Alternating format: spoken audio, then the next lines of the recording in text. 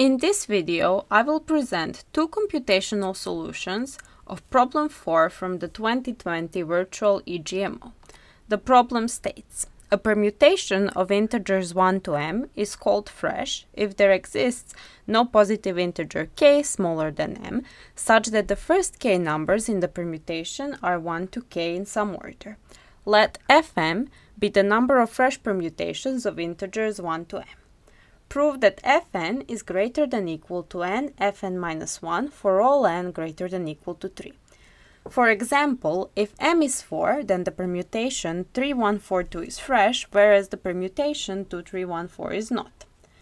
This is because the permutation 3142 has no k such that k is smaller than 4 and first k numbers in the permutations are exactly numbers 1 to k, whereas the permutation 2314 has this k being equal to 3. The first solution is as follows. By considering the smallest k for which first k numbers are 1 to k in some order, one can deduce that sum k from 1 to n minus k factorial fk equals to n factorial.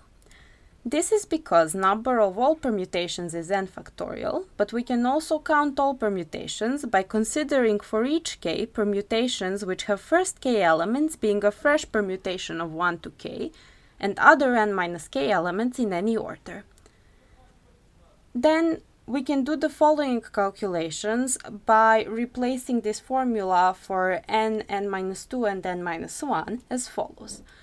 0 equals to n factorial minus n plus 1 n minus 1 factorial plus n minus 1 n minus 2 factorial. When we replace the formula inside, we get the following line.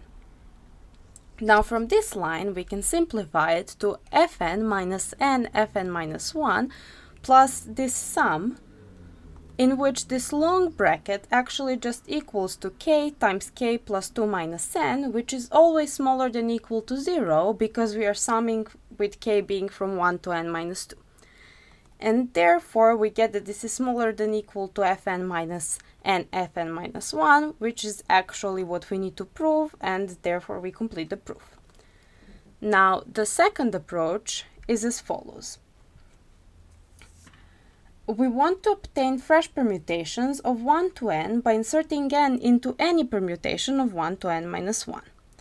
If sigma 1 to sigma n minus 1 is any permutation of 1 to n minus 1, and k is smallest such that sigma 1 up to sigma k is exactly 1 to k in some order, then we have n minus 1 minus k factorial times fk such permutations, and we can obtain a new fresh permutation from such a permutation only if we insert n somewhere before sigma k. So there are k options to do so, and hence we obtain the formula that fn equals to k sum k's from 1 to n minus 1, k times n minus 1 minus k factorial times fk.